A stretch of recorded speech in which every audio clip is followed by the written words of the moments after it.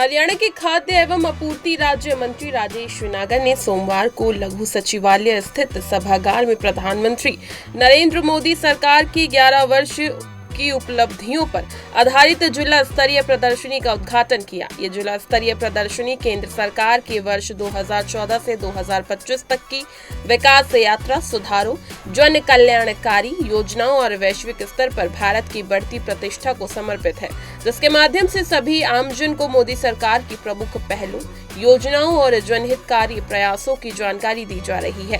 खाद्य एवं आपूर्ति राज्य मंत्री राजेश नागर ने प्रदर्शनी का उद्घाटन करने के उपरांत पत्रकार वार्ता में सरकार के 11 वर्ष की उपलब्धियों के बारे में विस्तार से जानकारी देते हुए कहा कि प्रधानमंत्री नरेंद्र मोदी के नेतृत्व में बीते 11 वर्षों में देश ने जो प्रगति की है वो अभूतपूर्व है। देखिए हमारी एक खास रिपोर्ट। देखो, आज जो भारत, हमारा देश जिस गति से तरक्की कर रहा है, बढ़ रहा है, ये किसी से छुपा नहीं है। 2014 से पहले भारत की बात करें और 2014 के बाद के भारत की बात करें तो आज बहुत सारा बदलाव आप देख सकते हैं। अर्थव्यवस्था जब 2014 में हमारी सरकार बनी भारत की, हम 11वें स्थान पर थे और आज की बात करें हम चौथे स्थान पर आ गए। जिस गति से, जिस तेजी से हम बढ़ रहे हैं, हम जल्दी पहले 3 स्थान पे आ जाएंगे। और आज अगर हम बात करें हाईवेज की, सड़कों की, तो आज सभी जिलों को हमारे देश के 4 लेन से जोड़ दिया गया है। हाईवेज जो पहले 10-15 किलोमीटर की एवरेज आती थी, आज 30 से ज्यादा किलोमीटर की एवरेज आ रही है। एयरपोर्ट की बात करें, 2014 से पहले भारत में 70-72 एयरपोर्ट होते थे और इन 11 सालों में 150 से ज्यादा, मतलब 80 से ज्यादा एयरपोर्ट हमारे पूरे भारत में हो गए हैं। जो हमारे प्रधानमंत्री जी ने कहा था कि हवाई चप्पल पहनने वाला भी हवाई जहाज की सैर कर सकता है, तो आज आप देख सकते हैं किस तरह से बड़े बड़े सिटीज को, बड़े बड़े टाउन को, कई नए रूट जो हमारे बने हैं एयरपोर्ट जुड़ने के बाद। हमारे हरियाणा में भी पहला एयरपोर्ट हिसार से चालू हुआ। अगर हम बात करें महिलाओं की, तो आरक्षण हमारे प्रधानमंत्री जी ने लोकसभा में 33% का और विधानसभा में 33% का दिया। उज्ज्वला योजना के तहत 10 करोड़ से ज्यादा महिलाओं को गैस के कनेक्शन, गैस के चूल्हे दिए गए और सिलेंडर की जो कीमत है वो भी 500 रुपए में हमारे गरीब परिवार के लोगों को हम दे रहे हैं। इस तरह से और भी बात करें, खिलाड़ियों की बात करें, 2014 से पहले जो हमारे खिलाड़ी थे, अगर आप मेडल की टैली देखेंगे और आज की जो टैली देखेंगे, किस तरह से हमारे कॉमनवेल्थ गेम की बात करें, ओलंपिक्स की बात करें, चाहे हम वर्ल्ड मीट की बात करें, पैरा ओलंपिक्स की बात करें, एशियन गेम की बात करें, आज खिलाड़ी हमारे देश के लिए जो मेडल जीत कर ला रहे हैं पहले के मुकाबले बहुत ज्यादा है आज।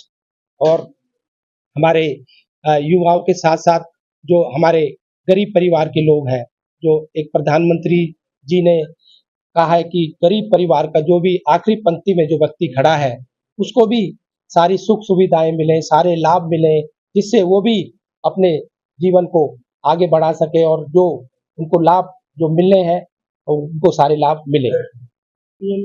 जो कार्ड है उनको काटने का सिलसिला लगातार जारी है। कितने राशन कार्ड अब तक प्रदेश में काटे जा चुके हैं? क्या इन्होंने गलत लाभ कितने सालों से दिया? नहीं, कोई काटने गलत कोई वो नहीं काटे गए राशन कार्ड।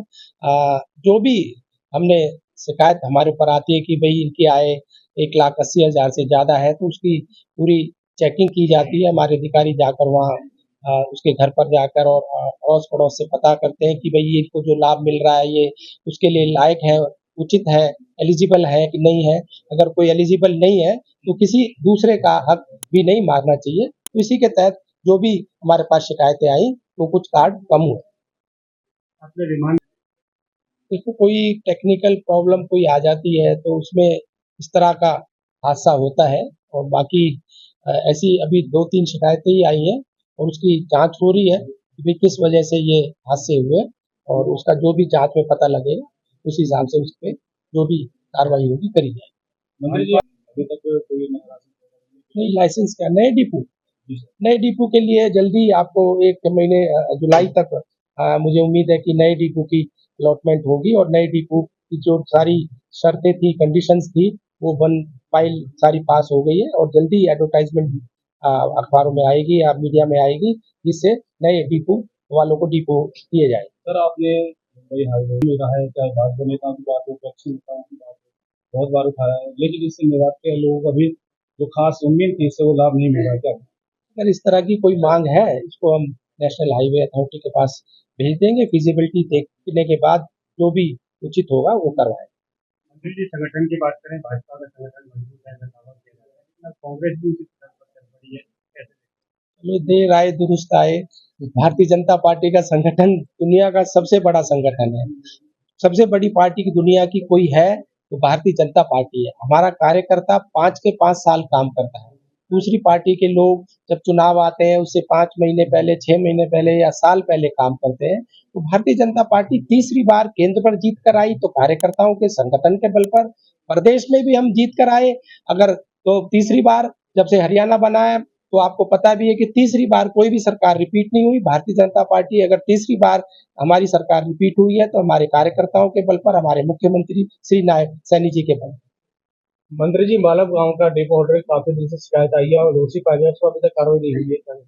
इसका मेरे को अभी पता लगा है, जो भी अगर उसकी जांच की जाएगी, जो भी अगर जांच में कमी पाई जाएगी तो उसमें जो भी कार्रवाई होगी वो की जाएगी। देखो, जो आज हमारे प्रदेश और हमारे देश की स्थिति है, तो हम 2014 से पहले की बात करें जब दूसरी सरकारें थी और आज की बात करें 2014 से पहले जो हमारी अर्थव्यवस्था थी, तो हम 11वें स्थान पर आते थे, आज हम 4थे स्थान पर आ गए हैं। और जिस गति से हम चल रहे हैं, आने वाले जल्दी दिनों में हम पहले 3 स्थान पर आ जाएंगे।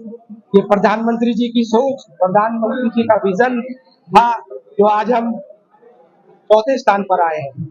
अगर हम बात करें एयरपोर्ट की, 2014 से पहले 72-70 के करीब एयरपोर्ट थे, आज 150 से ज्यादा हमारे पूरे भारत में बन चुके हैं। जो हमारे प्रधानमंत्री जी ने कहा था कि हवाई चप्पल पहनने वाला भी हवाई जहाज की सैर कर सकता है, तो उसी के तहत सभी हमारे जिलों को, सभी हमारे प्रदेश के जो भी बड़े बड़े सिटी है, टाउन है, उनको एयर सेवा से, एयरपोर्टों से जोड़ा गया है। और अगर हम बात करें महिलाओं की, महिलाओं को आरक्षण दिया तो हमारे प्रधानमंत्री जी ने 33% का आरक्षण लोकसभा में दिया, 33% का आरक्षण विधानसभा में दिया। अगर हम बात करें सड़कों की, सड़कें अगर पहले 2014 से पहले 10 से 12 किलोमीटर की एवरेज आती थी और आज 30 से 40 किलोमीटर की एवरेज सभी जिलों को हाईवे से, 4 लाइन से जोड़ दिया गया है और 4 लाख किलोमीटर से ज्यादा गाँव में सड़कें बनाई गई हैं। हम बात करें खिलाड़ियों की, आज खिलाड़ियों का के लिए जो खेलों में जो मेडल जीत कर ला रहे हैं, आज रैली देख सकते हैं 2014 की और आज, चाहे हम ओलंपिक्स की बात करें, एशियन गेम की बात करें, कॉमनवेल्थ गेम की बात करें, वर्ल्ड स्पीड की बात करें, तो आज हमारे खिलाड़ी ज्यादा मेडल लेकर आ रहे हैं, क्योंकि हमारे माननीय प्रधानमंत्री जी जो भी खिलाड़ी बाहर खेलने जाता है उनसे बात करते हैं, उनका उत्साह बढ़ाते हैं। इसी तरह से अगर हम बात करें एम्स की, एम्स 2014 से पहले 4 या 5 एम्स पूरे भारत में हुआ करते थे, आज 23 से 24 एम्स बनकर तैयार हो गए और काफी और एम्स पर काम चल रहा है। इस तरह से बहुत सारी बातें अगर मैं बताऊंगा तो बहुत सारा समय लग जाएगा। आयुष्मान योजना के तहत 5 लाख तक का मुफ्त इलाज गरीबों को मिल रहा है। 70 साल से बड़े बुजुर्ग जो भी हैं, लोग जो भी हैं, उनको 10 लाख तक का मुफ्त इलाज हमारी सरकार दे रही है। इस तरह से बहुत सारी लाभकारी योजनाएं हैं जो हमारे माननीय प्रधानमंत्री जी ने हमारे लोगों के लिए, गरीब लोगों के लिए, महिलाओं के लिए, किसानों के लिए, युवाओं के लिए, खिलाड़ियों के लिए जो बनाई और जो उन्होंने घोषणाएं की, उनको पूरा भी किया। उनकी कथनी और करनी में भी कोई फर्क नहीं। देखो उसके लिए अभी अभी हम जा रहे हैं, उसका अभी अवलोकन करेंगे और आप लोग भी वहाँ पर आए। उसके लिए अभी जो है नए डिपो होल्डर्स के लिए अभी जल्दी हमें ऑनलाइन इसकी घोषणा होगी और जल्दी डिपो होल्डर्स को और डिपो दिए जाएंगे। मंत्री जी, देवांग मेडिकल कॉलेज यहाँ समाज संगठन उसके बेहतर हालत के लिए उसके लिए मैं हमारे जो मंत्री हैं आरती राव जी उनको बता दूंगा और जो भी उनकी कमी है या जो भी यहाँ पर शिकायतें उनको दूर